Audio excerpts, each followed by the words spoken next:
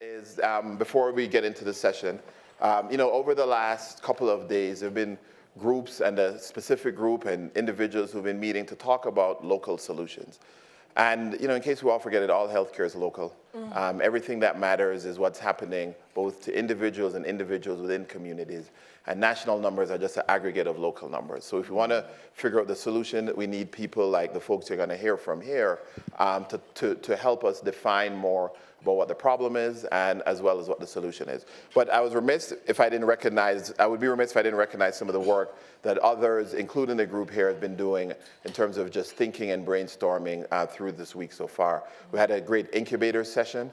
For those of you who are in the room who were part of the incubator session, Peggy said you should get up and talking about local solutions. We want to recognize you all. We want to recognize certainly the Aspen Aetna Foundation Healthy Community Fellows and those individuals who are part of that group. Yes, you're going to have to stand up. Yes. Yeah, no, you're like, oh. Yeah. Jerry, you don't need to stand up since you're here. All right, you can stand up too. Stand up. Yeah.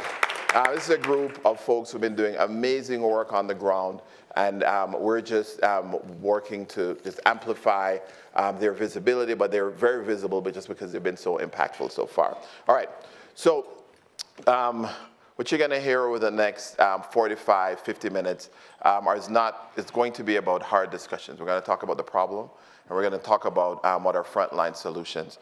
And the kinds of individuals that we've picked for this discussion, I think, are indicative of what we need to be a part of the solution. I'll start with, these are all friends, so if I just call them by their first name, it's because it feels weird to say your whole name. It's like calling my mom Sybil Alice Graham. So Davida Deviso.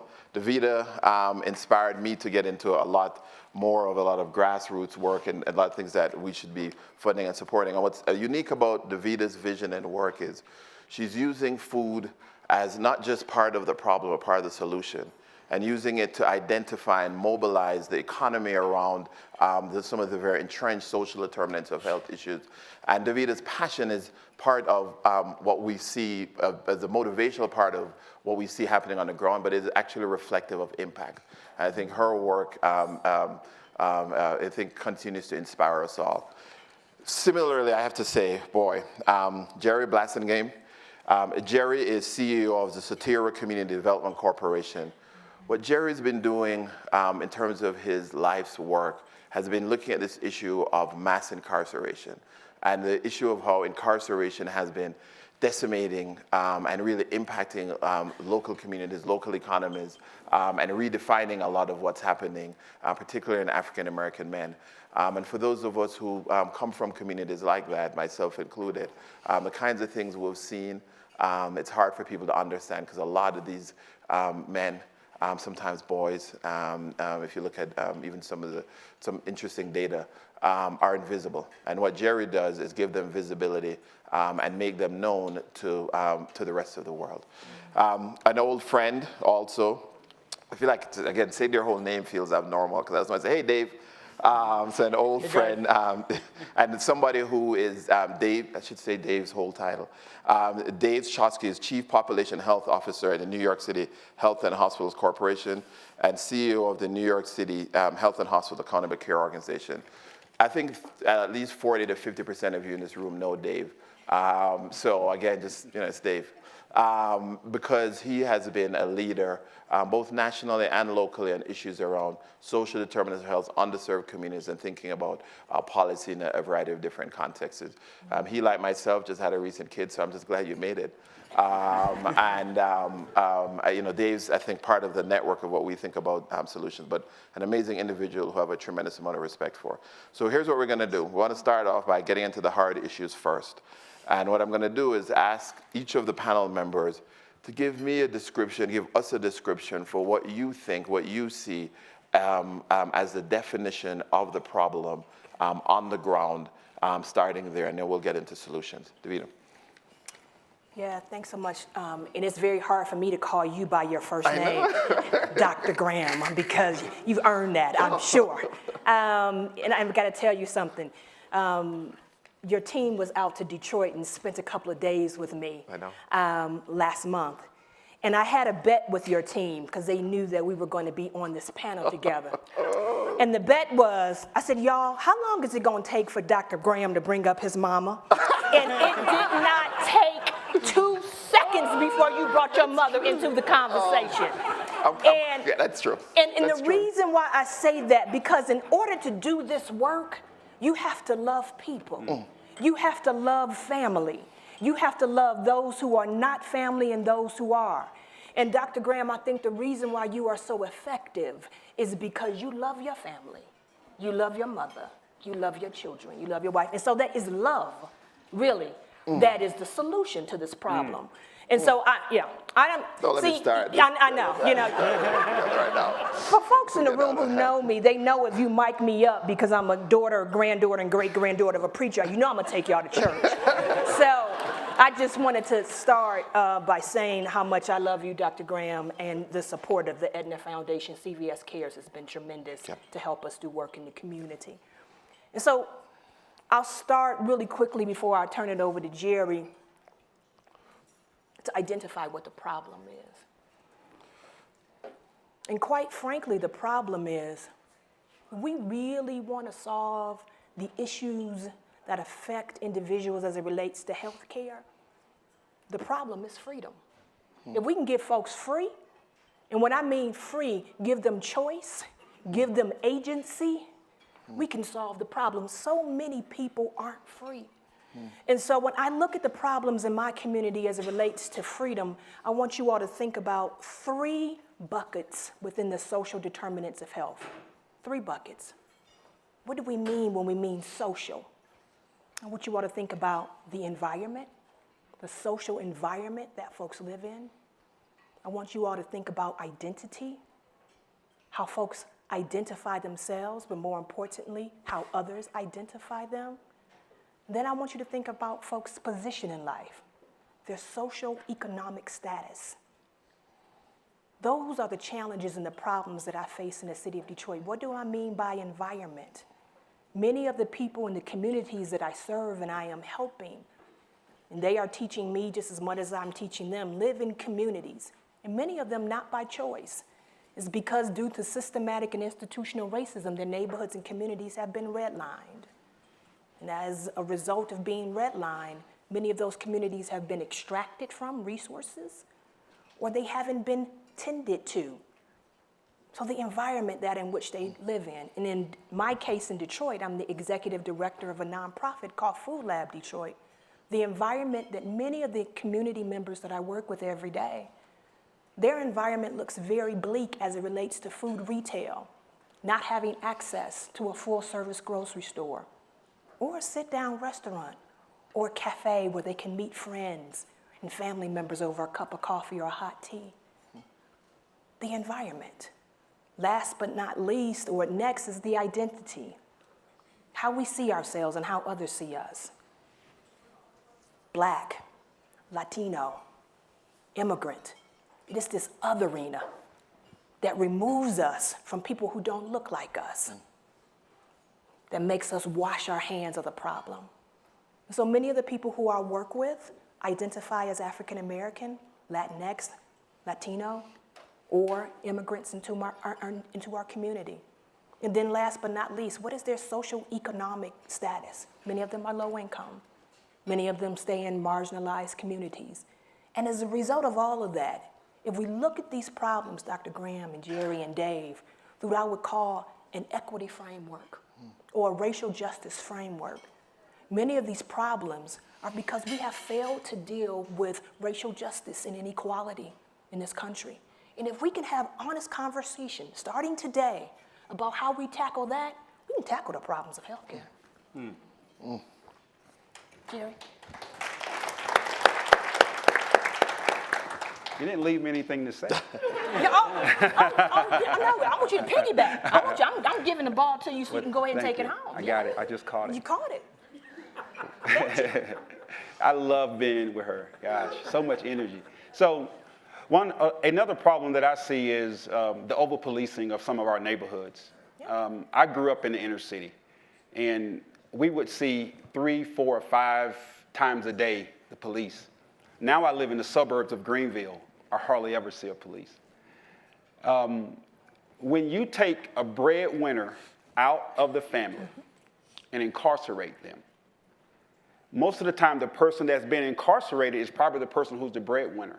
So you're taking finances out of the house, you're taking bread off the table, you're taking transportation maybe away, you're maybe taking somebody who may be able to help somebody with homework, who knows? I was sharing the other day in the inner city, most of the kids don't even go to get checkups. I grew up in a very poor inner city of Greenville, and I didn't go to the dentist until I was 18 years old. So those are the type of problems that we're living with, and it's systemic. Most of these men who are in prison, their dads were in prison. And so all you see is you see people that you look up to who are people who are committing crimes, that the only way they can survive, because there's no chance. Once you get a criminal background, you're marked for life. It's like Hester Prynne with the Scarlet Letter.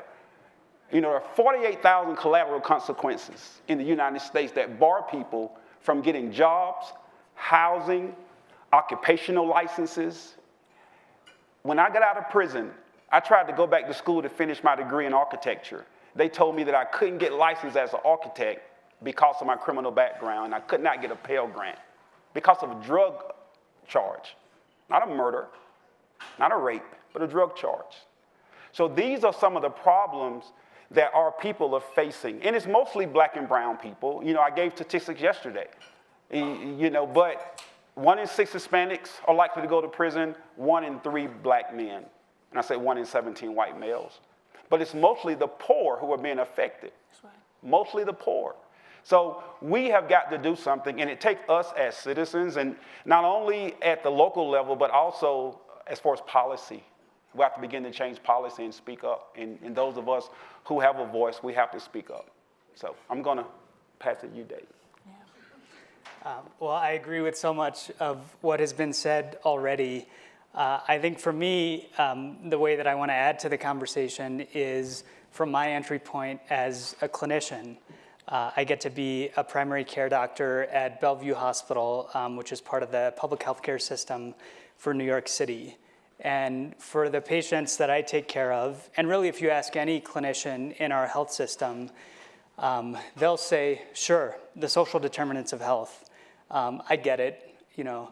I understand it when I'm taking care of a patient who is living in a homeless shelter and therefore isn't able to store their insulin to address their diabetes. Or I get it when I'm midway through counseling a patient on healthy eating and I realize they've gotten this glazed look on their face, and I dig a little bit deeper and I understand that the problem isn't volitional in terms of being able to make the right choices to eat healthy, but it's because maybe there's not enough cash at the end of the month to buy, you know, any food, much less healthy food. And so I think the way that I want to help frame the problem is that we have to start thinking about the so what. There's been so much conversation about social determinants of health already. And you know, I'll just note, this is not a new conversation. The community health center movement in the United States grew out of an awareness that there are social determinants of health, and they are predominant when we think about what actually affects health outcomes. So we should feel a great deal of impatience that things have not changed over the last few decades, and you know, in some ways over centuries in the United States. And so if we take that idea that we really need to get to the core of the so what, I think it helps us think about things a bit differently. One way that I've started to put it together is really we need to take the conversation just as my predecessors articulated, from social determinants to social justice, and figure out what are the steps along that road.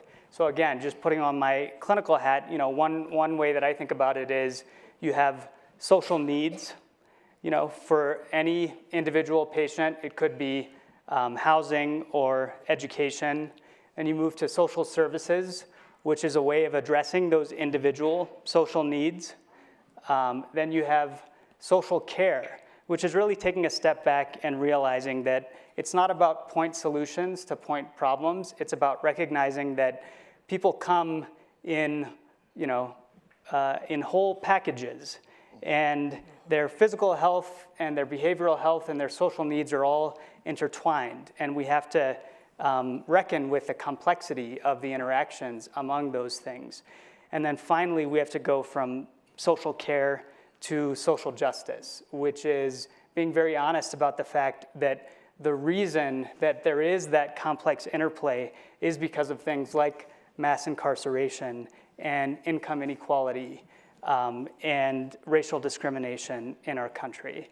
And so, one way to just wrap that up is invoking the Martin Luther King quote that I'm sure is familiar to so many of you. The arc of the social determinants universe is long, but it bends toward social justice.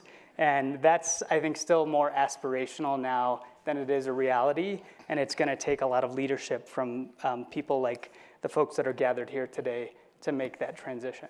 Absolutely. Thank you for that, Dave. It's funny, whenever a lot of us here, we speak at different places, get interviewed, and people always say, this new social determinants of health thing that everybody's talking about. I was like, from where I am from, we've been living that a long time ago.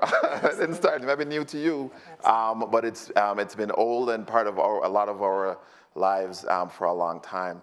So it's important to understand the history of this to understand where we're going to go solution. We're going to pivot now towards this concept around solutions. For folks here, understanding what's happening on the front lines is the only way to know what to do next. We can come up with theories and publications and things that are esoteric, but unless you're engaging people right where they are, right understanding local communities, a lot of people feel invisible. They feel invisible to the world. And these are the kinds of efforts that allow men who may be in prison, people who are in communities that are desolated to feel visible. And that's why I wanted to have you hear directly from these folks about what the problems are. So now let's turn a little bit to talk about solutions. And what I would like for you, each of you, starting with you, David, is to talk a little bit about what you think the ingredients for success are, and then take a second to talk about your work specifically and how that's a part of it. Yeah, if I could, Dave, kind of draw this thread, as long as we're quoting people. That's right. I'm not going to quote him directly, but I do want to lift up something that he talks about all the time. And if you have not heard of a gentleman by the name of Bryan Stevenson, I highly recommend that you do some due diligence. He just created an amazing museum down in Mississippi, the lynching museum, but he's a lawyer and he only takes cases for young people that's on death row. But Bryan Stevenson is absolutely amazing. And one of the things that he talks about, Dr. Graham, which I believe is part of the solution. Now, I'll say I believe what has made me so successful. Bryan Stevenson talks about proximity, that you have to be proximate to the problem to be able to solve the problem. So many of people that when they see communities that are in despair, communities like neighborhoods in the city of Detroit that, yes, may be suffering from blight, yes, may not have the best school districts, yes, may be occupied by a majority of black and brown bodies. They say, nope, I don't want to live over there. Not me. I'm not going to send my children to that school system. I'm not going to live on that block because they got blighted houses. I'm going to live someplace else. They're not proximate to the problem, so they can't be proximate to the solution. Because believe it or not, the community has the answers. They just don't have the resources to solve the problem. But the great thing is that the communities that I work with every day are finding those solutions. And so I'll say this, proximity is super important when you're talking about solving a problem. And the work that we do at Food Lab is really starting to tackle, when we talk about social justice, the root problem for us is how can we help folks not only to access healthy, fresh food in their communities, but might we do this in a way that also empowers them and improves their social economic status by taking their ideas, incubating their dreams, and helping them to launch fresh, healthy food businesses right in their neighborhoods and their communities. So I'm doing two things at one time. I'm bringing fresh, healthy food into the community, and I'm doing that via business ownership, entrepreneurship, creating businesses by the people who actually live in those communities and neighborhoods so that they may have agency. They may have an opportunity now to make money. They may now have an opportunity to be small business owners. They now have a say. And Jerry, before I turn it over to you, I want to share a story. There is a business within the Food Lab community. So Food Lab is a nonprofit organization, and we provide incubation, we provide business education, technical assistance, finance, helping entrepreneurs launch into food retail businesses. And one of our businesses, the name of it is Folk Detroit. And Kiki and Rohani, two women, they own Folk Detroit. And it's a restaurant that serves breakfast and brunch. And they pride themselves on locally sourcing their ingredients from Detroit farmers. Detroit has about 1,600 farms and gardens within Detroit proper. And I'm sitting at Folk one morning, as I typically do, and it's a beautiful morning, and I'm sitting outside on the patio out front. And the server serves me my breakfast. I tend to get the same thing every morning. It's called the breakfast brekkie. Rohani is from Australia, so she had to put something on the menu that reminds her of home. And it's scrambled eggs, wheat toast, salad. I sit there, get my cup of coffee, and I taste the salad, and I just put my fork down. And I'm like, oh my God, these salad greens are so good. Were they just delivered? And the server said, yeah, Davita, Greg just dropped them off this morning. I'm like, oh my God, tell him like the spiciness and I can still taste the flavor, like he just picked them, like they're so fresh, I love them. I don't even need any dressing, I can just eat it raw. The ladies that were sitting next to me, now I'm in Detroit, I'm in the hood, and I have to say, these are two white women from the suburbs, they're sitting next to me, and they just stop and look at me like, excuse me? I said, yes. She says, who's Greg? I said, Greg is the farmer. They're like, y'all know who the farmer is? Who brought the salad greens? And we're like, yeah, as a matter of fact, then his name is Greg, his wife's name is Olivia, his daughter's name is Mile, and they live down the street and around the corner, 4 blocks to the left, and the name of the farm is Brother Nature. They're like, what? We're like, welcome to Detroit. Like, it's just kind of like, this is what we do. And like, it's this normalization that, of course we know the owners, of course we know the servers, of course we know the farmers, of course we know the farmer's family, because when you are proximate, you want to make sure that I'm paying the server well. So Folk is a no-tipping restaurant because the servers and the people who work there are taken care of. Of course, I'm going to pay $18 for my breakfast because I know that Olivia and Greg and their family are going to be paid a fair and living wage for the greens that they dropped off. Dr. Graham, what I'm trying to do is dismantle this whole destructive and global and oppressive food system and make it local, make it personal. Make me care about food because I care about the people who made it.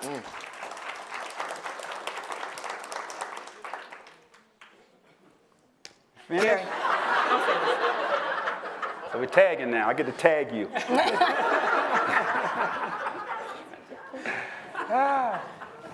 So I'm going to quote someone. Yes, let's do it.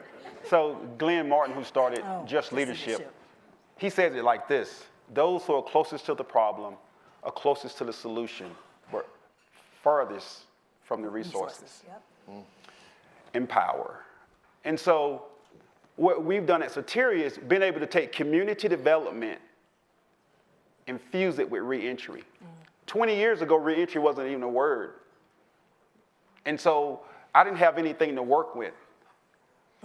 Someone came up to me one day and said, Jerry, you're an asset to South Carolina. You're doing affordable housing, workforce development, political advocacy, and he went on, and these are all community development resources. And so when you go into a community, you can't tell a community what they need. It's the people who live in the community are the ones who need to be empowered to move. So those of us who've been incarcerated, we know. So one of the things that we've been able to do is we've been able to take men and women who get out of prison and put resources in their hand and let them take their own lives back. That's right. Reintegrate them back into society and their families. A lot of time we forget about their babies. And there's grandmamas and uncles and aunties who need these people who are getting out. My own life, I was the first graduate of my program 20 years ago. I had to understand how to balance a checkbook. I had to get my credit straightened out. I wanted to become a homeowner. As we all know, access is power. That's right. We have to be able to have access. We have to be able to have financial resources to be owners. Most people who live in the inner city don't own anything. That's right. And that's why people are robbing and stealing and doing all kind of crazy things, because that's what people do when they don't have anything to do. So we've been able to take these men and transform their minds, give them clean, affordable housing, let them become entrepreneurs, teach them that they can balance their checkbooks, they can come home every day and don't have to stay up all night, have a structured environment. A lot of the guys would not go to the bank to cash their checks when they came to our program. They were afraid. They were afraid the banks were going to take their money because they grew up with somebody putting money under a mattress or in a shoebox. And so we taught them about banking, and we had a program, Banking the Unbanked. You know, helping men and women to get back and realize that they can become owners, that they are fathers and they are mothers. So this is what we're doing in Greenville. We have men who graduated from our program who are homeowners and business owners. Now, I want to talk about something else that some of y'all don't even realize. When a person goes to prison, they don't exercise, they don't eat right. And one of the things I found out 15 years ago, that people were coming to our program with diabetes, high blood pressure, high cholesterol, heart disease. That's not my job. I just want to give somebody a bed and help them get a job and send them on their way. But how can you watch somebody die who you're taking care of? I had a 65-year-old man who did a 20-year sentence come to my program. He had a triple bypass while he was in prison in a stroke. Nobody would take him because he was disabled. And the first time his application came across my desk, I denied it. My program manager came back to me. He said, "What are you doing? If we don't take him, he's going to die." I said, "He just can't sit around all day." And the first day he came in my office, knocked on the door, and he said, "Thank you," with tears in his eyes. He graduated from our program. We were able to get him medical attention. He did not have a cane when he left our program. He got an operation on his hand that was stuck, that they did not give him medical attention while he was in prison. He left our program walking without a cane, had his own place, and was engaged to get married. These are the type of things that organizations like Soteria do all over the U.S. And so we don't realize sometimes that when we lock somebody up, we are paying anywhere from $23,000 to $87,000 a year to keep somebody in prison, and then we release them and we expect them to do good. How? How do we expect somebody to do good when we give them a laundry bag with a bar of soap and a tube of toothpaste and some T-shirts and say, "Bye"? That's what we do in America. We need to start setting people up for success and not failure. So organizations like Soteria and other transitional houses and reentry services are paramount here. But I'm trying to work myself out of a job. I don't want to do this forever. So I want to start with the children, teach the children financial literacy, teach them, that they can go to college. Around my table, when I grew up, college was never a dinner conversation, people. One of my high school teachers told me that I need to go to college. I didn't have parents in my home. And most of the men that are in prison don't have parents. So what's the solution? The solution is, first of all, people don't need to go to prison. We are locking up too many people in America for nothing. Nonviolent offenses should not be penalized in prison. I wish we didn't have prisons at all, because I'm going to go to something you said. It's love. Oh, yeah. And I'll end with this. When you punish somebody without a relationship, you create rebellion. Yeah, you do. And that's what we do in America. We are breeding rebellion in our inner city neighborhoods. And so we need to start loving more and caring more about our people, humans, citizens. So that's what I believe, and that's what we do. We love people. Mm-hmm. And people come to our program and they say, why are you doing this? We say, because we love you. And grown men start crying because nobody has ever told them, I love you. A simple word, I love you, can change the world. That's too simple. That's right. Jerry, I was going to comment real quick, Dave, before you say something. I was going to comment to that. That there's a saying that we have that if the young people can't feel the warmth through love, they'll burn the neighborhood down just to get close to the flame, to feel warmth. Like love is the counterintuitive to pain and destruction. And if we can just love to learn, to love, you'll be amazed at how many problems we can solve through that.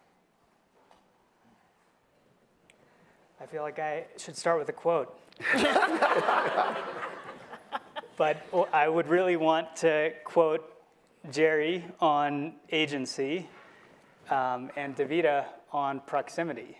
And I think so much has been said that is powerful about the contours of the solutions that are worthy of these deep entrenched problems. And I think what I would add briefly to that is scale and a sense of urgency. And I think these two things are related. I think about scale, again, from my vantage point in the healthcare system, where we have $3.6 trillion flowing through the United States healthcare system that is not directed toward health. It's directed toward healthcare. And this is important. This is important when people are sick, so don't get me wrong. But a lot of the conversation that we're having during this session presupposes that people care about health and not about healthcare. So a big part of what we're trying to do in changing that, where I get to work at New York City Health and Hospitals, is making it so that the funding, the infrastructure, everything that goes into this huge apparatus in healthcare, 20% of our nation's GDP, is better aligned with health and not just healthcare. So, we have embraced the idea that social determinants of health are a fundamental part of our mission. And we've tried to do that in a way that is concrete and hard-nosed. So for housing, for example, we look around at the latent natural resources that exist within our own system. For example, the fact that we have buildings on our hospital campuses that can be turned into housing. And so we've done that at some of our hospitals. And to echo my colleagues, when someone who has been living on the street or living in a shelter comes into their own home for the first time, what they talk about is really about dignity, and it's that reflection of love. They talk about what it's like to be able to cook a meal for themselves or for a family member.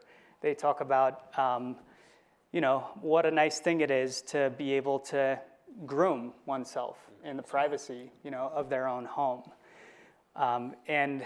So those are the things that we're trying to redirect the vast resources within healthcare toward, $3.6 trillion. But paired up with this idea of scale has to be a sense of urgency. And I feel that, and particularly in conversations about social determinants of health, where It's too easy to focus on, the innovative pilots. We talk about in the same breath, an app, a new app that helps someone locate food banks, which, don't get me wrong, is a good development. It's a useful thing.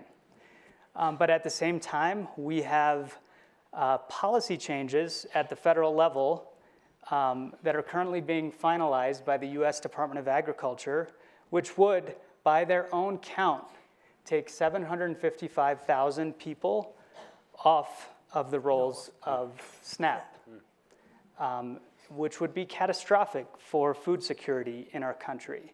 So we need to have a sense of, the relative impact of these things and have a sense of urgency to really direct our energies and our advocacy toward the things that are going to make the biggest impact, that are going to affect the people that we are trying to serve at scale. Wow. Okay. We're going to gear up now to go next Q&A. Thank you for that, Dave. What's interesting, I get to run an organization that does pretty cool things like, invest in folks like DaVita and help them change the world. It's not just that, a broader organization invests more than $1 billion in housing and do all these kind of cool things. Sometimes I think back to kind of how life started, and I want to throw out my quote now, and then we'll go to the questions. And I think about, when I was growing up, I wouldn't have even thought any of this was possible. And so this concept of proximity and understanding what's happening locally is real. Because I know I felt invisible. Now I'm very visible, but back then things were very different. And the one quote that changed my life was somebody who said to me, just because things have been doesn't mean that it's how it has to be. And she hammered that home all the time. She'd always be, I'd always be like, well, nobody's done this. She's like, oh, that's because the way things happen doesn't mean it has to be. And that has driven me to be able to kind of do the kinds of things that we're doing now. But you have to understand what's happening in local communities, because all health is local. And you have to know what's happening to be able to do that. Understanding the theory is not good enough. Understanding the people is what's about. By the way, that person was Sybil Alice Graham, AKA Mom. So I'm gonna keep throwing that in there. Yes. I gotta call her on my way home. She's just really the best. All right, we're gonna go to Q&A. We have 10 minutes for a Q&A. Christopher. Here comes the mic, Christopher. Thank you all. Hi. Thank you all for doing this. It's kind of a question for Jerry and DaVita, I think. This idea that you're close to the problem, and that's at the same time furthest away from the research. And at the same time, I was struck by the idea of these two white women who were having breakfast with you at this restaurant. What had them come there? Did you have more conversation with them? And after they were struck by the fact that you knew all the people who were involved in the process, was there anything interesting that came out of that conversation? And are we maybe supposed to conclude that the solutions we can really trust and rely on, like the cavalry, has already come? It's the people who are actually on the ground nearest the problem.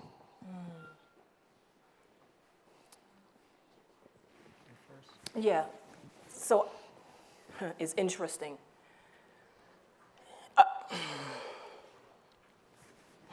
Christopher, I'm in my head thinking like how to succinctly answer your question.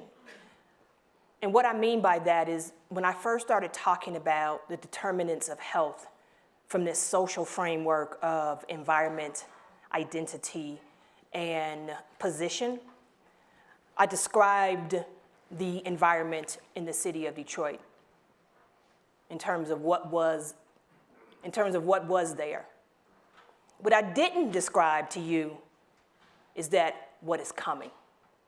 And so the reason why I'm sitting in this neighborhood in the city of Detroit at this Abbott farm-to-table restaurant that is a breakfast and a brunch location, and the reason why sitting next to me were two white women for the suburbs can be easily summed up in one word: And that one word is gentrification.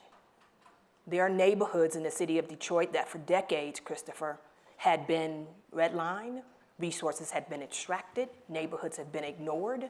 But because of this migratory pattern, where people are now leaving the suburbs and want to return back to urban communities and cities, those people who stayed in those cities, those people who stayed in those communities, those people who stayed in those neighborhoods and made a way out of no way, urban farmers who took blighted land and turned them into urban agricultural farms.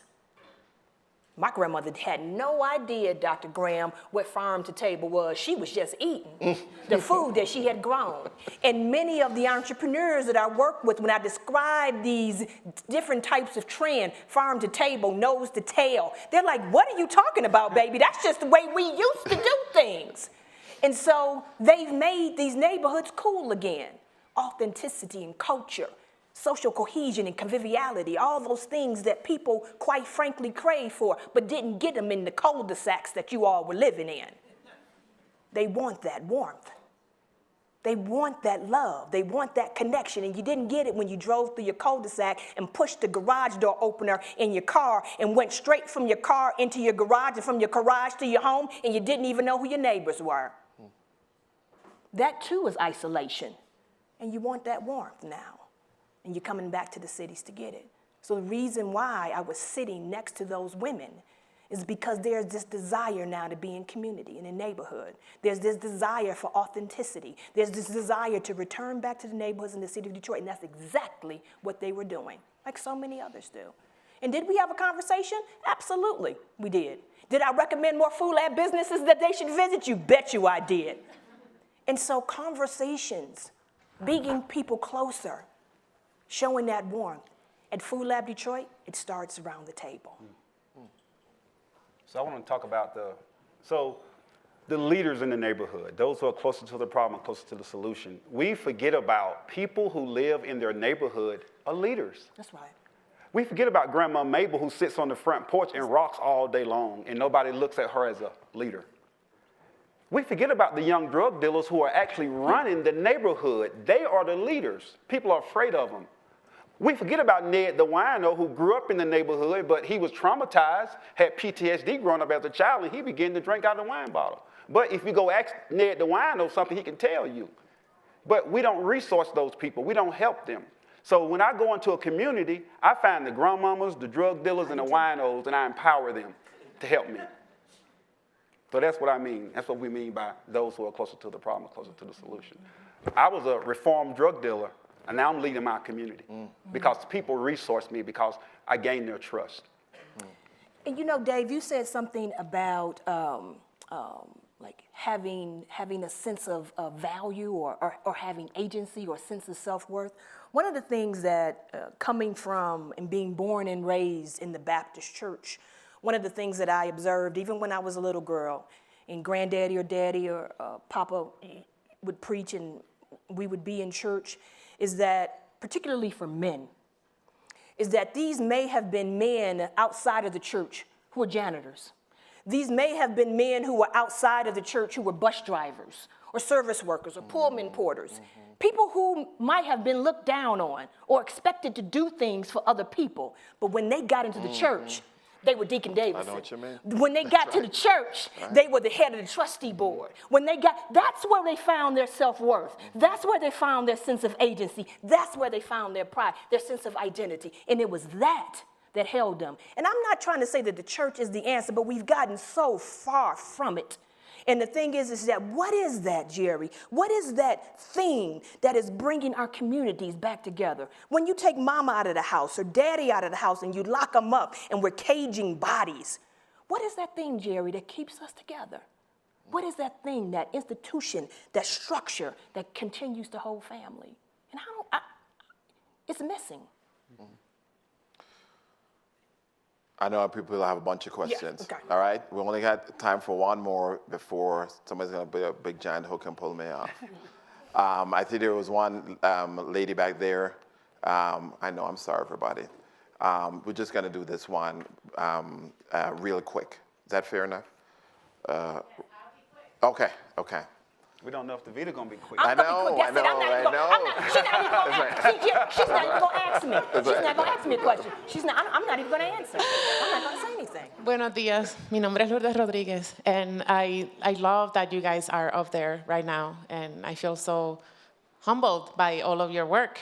My question is about the difference between the narrative of the Lone Ranger and the narrative of the community potluck or coming together, right?